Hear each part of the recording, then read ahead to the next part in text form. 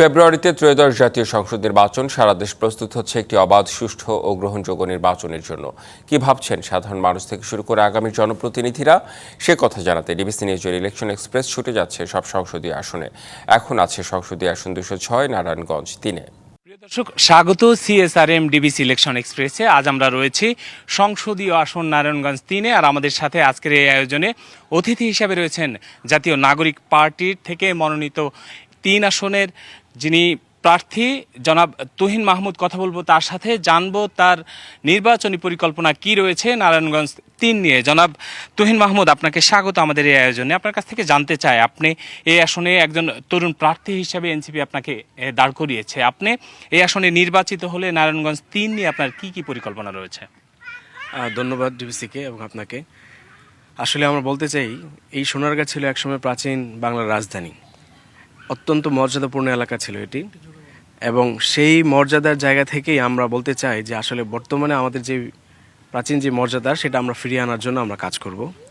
আপনি দেখতে পাচ্ছেন যেখানে আমরা বসে আছি, এটাও একটা স্মৃতি বিজড়িত স্থান। এর পাশে যে দিঘি রয়েছে, সবচেয়ে বড় দিঘি সোনারগাঁয়ের, এটাকে সোনাবেবী দিঘি বলা হয় ইশাখার স্ত্রীর নামে। সুতরাং এই যে মর্যাদাগুলো মানুষ জানে, যে পর্যটনগুলো মানুষ আসতে চায়, তাদেরকে অ্যাট্রাক্ট করার জন্য আরও সর্বোচ্চ যে আমাদের কাজ করা দরকার, এটাকে মর্যাদাপূর্ণ এরিয়াতে নিয়ে যাওয়ার জন্য, সারা দেশের মানুষের কাছে পৌঁছানোর জন্য এটা আমাদের দরকার। আপনারা এটাও জানেন, সারা বাংলাদেশে সোনারগাঁকে সবাই চেনে। অন্য অন্য জেলার যতটুকু পরিচিতি রয়েছে, সোনারগাঁয়ে তার চেয়ে বেশি পরিচিতি রয়েছে। সেই পরিচিতির খাতিরে আমরা যদি আরও ভালো কিছু করতে না পারি, তাহলে আমাদের সেই সম্মানটা আসলে থাকে না। সেই হিসাবে আমরা এটা করার জন্য যা করার দরকার, যেমন শিক্ষা খাতে বলেন, ইন্ডাস্ট্রিয়াল ভালো ইন্ডাস্ট্রি আছে, কিন্তু এটাকে ইপিজি দরকার আমাদের, সেগুলো দরকার।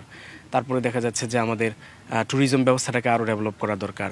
বিভিন্ন সেক্টরগুলো যেগুলো রয়েছে, এগুলোতে কাজ করা। তারপর প্রশাসনিক কিছু দুর্নীতি রয়েছে, সেগুলোকে রোধ করা দরকার মানুষের জন্য। এরপরে যানজট রয়েছে, এগুলোকে আপনি জানেন যে যদি বিকল্প কোনো রুট বের করা দরকার, যাতে করে মানুষের যানজটে এগুলো না পড়ে। এই ইত্যাদি বিষয়গুলো নিয়ে আমাদের ইনশাআল্লাহ যথেষ্ট কাজ থাকবে ইনশাআল্লাহ। জি, আপনি একজন তরুণ রাজনৈতিক হিসেবে তরুণদের নিয়ে আগামী দিনে আপনার কি ভাবনা রয়েছে? আসলে সবচেয়ে খুব সুন্দর প্রশ্ন। আপনারা জানেন যে তরুণদের সবচেয়ে ভালো দিক হচ্ছে তরুণরা মুভেবল, সবচেয়ে বেশি মুভ করতে পারে, সবচেয়ে বেশি তারা কেননা দুইটা জিনিস সবচেয়ে খুব দরকার হয়, একটা হচ্ছে নলেজ, একটা হচ্ছে আপনার শারীরিক সক্ষমতা। সেটা তরুণদের মধ্যে সবচেয়ে বেশি রয়েছে। এই জিনিসটাকে কাজে লাগিয়ে আমরা তরুণদেরকে নিয়ে আমরা বিভিন্নভাবে তাদেরকে এনগেজ করতে চাই।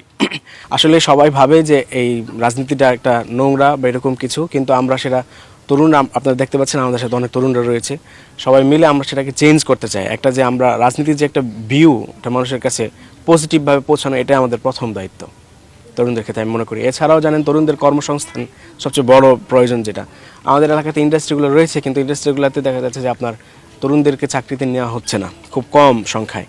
সেই জিনিসটা আমাদের সোনারগাঁ ইন্ডাস্ট্রি আছে, কিন্তু কেন তারা চান্স পাবে না, এটা আমাদের একটা বড় কোয়েশ্চেন সোনারগাঁবাসীর জন্য। সেই জিনিসটাকে আমরা ইনশাআল্লাহ কাটিয়ে উঠবো, এবং আমাদের পর্যাপ্ত তরুণদেরকে সেখানে কর্মসংস্থানের ব্যবস্থা করা হবে। জি, অসংখ্য ধন্যবাদ আপনাকে। প্রিয় দর্শক, আমাদের পরবর্তী আয়োজন বেলা 12টায় দেখার আমন্ত্রণ রইল। সে পর্যন্ত সবাই সিএসআরএম ডিবিসি ইলেকশন এক্সপ্রেসের সাথেই থাকুন।